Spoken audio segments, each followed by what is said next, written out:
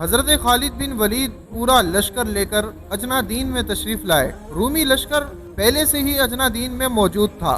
دن بدن رومی لشکر کی تعداد بڑھتی جا رہی تھی۔ رومی لشکر کی 90 صفیں تھیں اور ہر صف میں 1000 سپاہی تھے۔ جب دونوں ہی لشکر نے اپنے اپنے خیمے لگا لیے تو وردان نے عیسائیوں کے مذہبی پیشوا ایک بوڑھے کو بھیجا کہ وہ حضرت خالد بن ولید کے پاس جائے اور انہیں بتائے کہ اب تک تم اسی لیے ہم پر غالب آئے کیونکہ ہماری تعداد کم تھی، اور اب ہم تم سے 3 گنا زیادہ ہیں۔ ہماری تعداد 90,000 ہے۔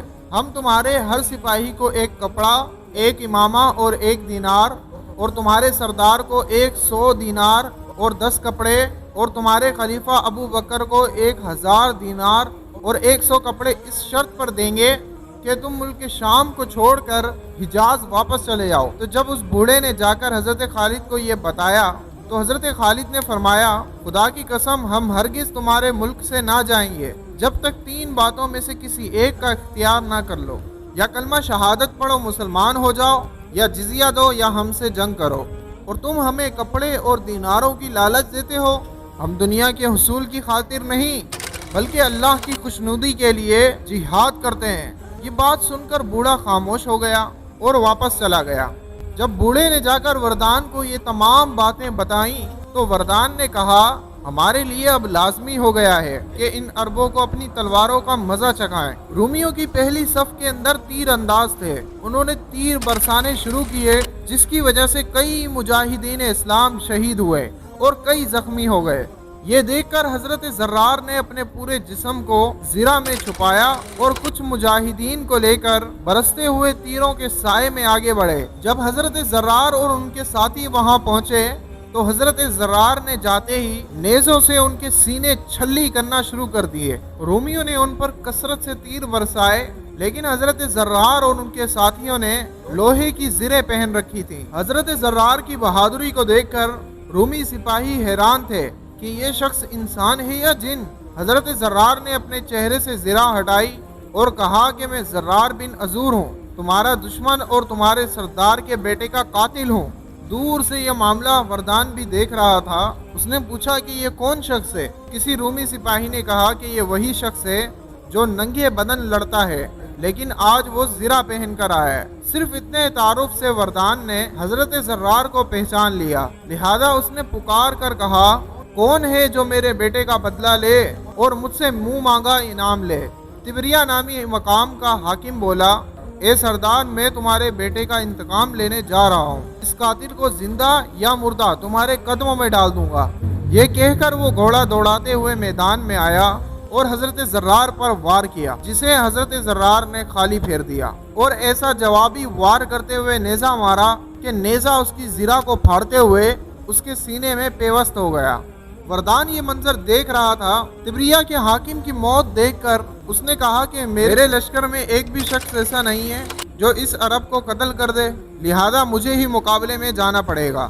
یہ کہہ کر اس نے گھوڑے کو میدان کی طرف دوڑایا۔ اسی وقت ایک جنگجو جس کا نام استفان تھا اور وہ امان کا کماندار تھا، اس نے وردان کے گھوڑے کی رکاب تھام لی اور رکاب کو چومتے ہوئے کہا، اس شخص کو قتل کرنا میرے بائیں ہاتھ کا کھیل ہے، یہ خادم کس دن کام آئے گا، لیکن حضور والا مجھے انعام میں کیا دیں گے؟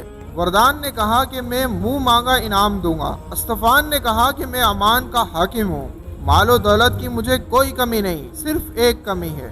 وردان نے کہا کہ جلدی بولو کیا چاہتے ہو؟ استفان نے کہا کہ آپ کی صاحب زادی کا ہاتھ مانگتا ہوں۔ وردان نے کہا کہ اگر تو نے اس شخص کو قتل کر دیا تو میری بیٹی تیری ہے، اور یہ پورا لشکر اس بات کا گواہ ہے۔ ناظرین، دراصل وردان کی لڑکی حسن و جمال میں ملک شام کی تمام عورتوں میں یکتا تھی۔ استفان نے ایک مرتبہ اسے دیکھا تھا اور دیکھتے ہی اس کا عاشق ہو گیا تھا۔ اسے پانے کے لیے وہ حضرت زرار سے بھی لڑنے کے لیے تیار تھا، لہٰذا وہ میدان میں آیا اور حضرت زرار پر وار کیا، لیکن حضرت زرار نے اس کا وار خالی پھیر دیا اور جوابی وار کیا، جس کو استفان نے ڈھال پر لے لیا۔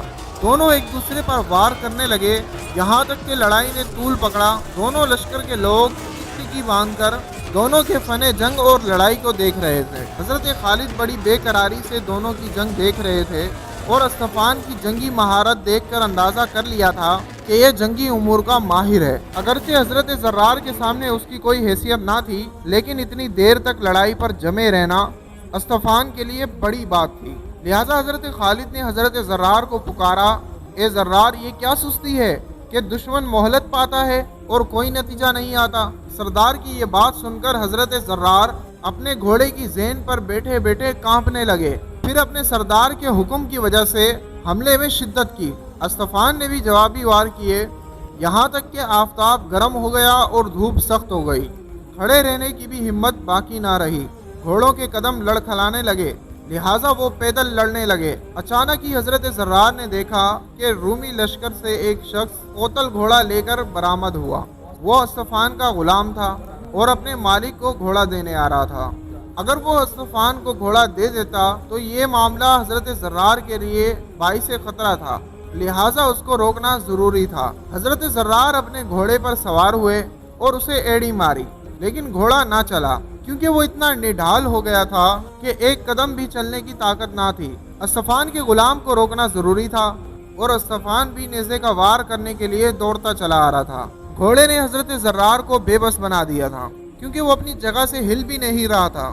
ایسے وقت میں کہ جب کوئی امید نہ تھی، تو حضرت زرار نے اپنے گھوڑے کو روضہ رسول پر شکایت کرنے کی دھمکی دی کہ میں مدینے جا کر حضور علیہ السلام سے تیری شکایت کروں گا۔ دھمکی کو سن کر گھوڑا زور زور سے ہنہنانے لگا، گویا وہ اپنی زبان میں عرض کر رہا تھا کہ میری شکایت اس مقدس بارگاہ میں مت کرنا، میں اس بارگاہ میں شرمندہ نہیں ہونا چاہتا۔ پھر گھوڑا ہوا سے باتیں کرتے ہوئے اپنے بازو کھول کر چلا۔ حضرت زرار نے اسطفان کے غلام کے قریب جاتے ہی نیزے کی ایک ہی ضرب میں اسے ختم کر دیا اور اس کے گھوڑے پر سوار ہو گئے۔ اسطفان نے جان لیا کہ میرا اب آخری وقت ہے۔ اچانک ہی حضرت زرار نے دیکھا کہ رومی لشکر سے چند لوگ میدان کی طرف آ رہے تھے۔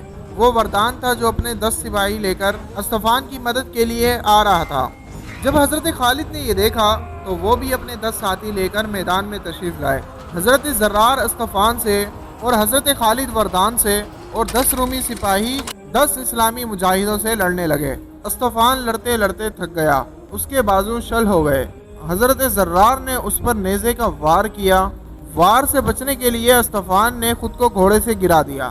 حضرت زرار بھی گھوڑے سے اترے اور اسے پکڑ لیا۔ اب دونوں کشتی لڑنے لگے۔ حضرت زرار نے اسے اٹھا کر زمین پر پٹک دیا۔ اب اسطفان کو اپنی موت کا یقین ہو گیا تھا۔ اس نے مدد کے لیے وردان کو پکارا، اے سردار مجھے بچاؤ۔ وردان اس وقت حضرت خالد سے لڑائی میں مشغول تھا اور وہ بھی مصیبت میں پھنسا ہوا تھا۔ اس نے اسطفان کو جواب دیا، مجھے ان لوگوں سے کون بچائے گا؟ وردان کے قدم بھی لڑکھڑا رہے تھے۔ رومی لشکر نے جب دیکھا کہ ہمارا سردار قریب ہلاکت ہے تو پورے 90,000 کے لشکر نے یلغار کر دی۔ ادھر سے اسلامی لشکر بھی دوڑا۔ رومی لشکر امڑتے ہوئے سیلاب کی طرح آ رہا تھا اور قریب تھا کہ وہ حضرت زرار کو رون ڈالے۔ حضرت زرار نے اسطفان کا سر کاٹ دیا۔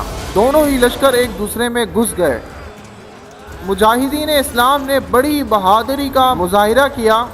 آفتاب غروب ہونے کے وقت جنگ موقوف ہوئی۔ دونوں لشکر اپنے اپنے کیمپ میں واپس گئے۔ اس دن رومی لشکر سے کل 3,000 لوگ قتل ہوئے۔ ان قتل ہونے والوں میں 10 تو بادشاہ تھے۔ اسلامی لشکر سے 30 مجاہدین اسلام نے جام شہادت نوش فرمایا۔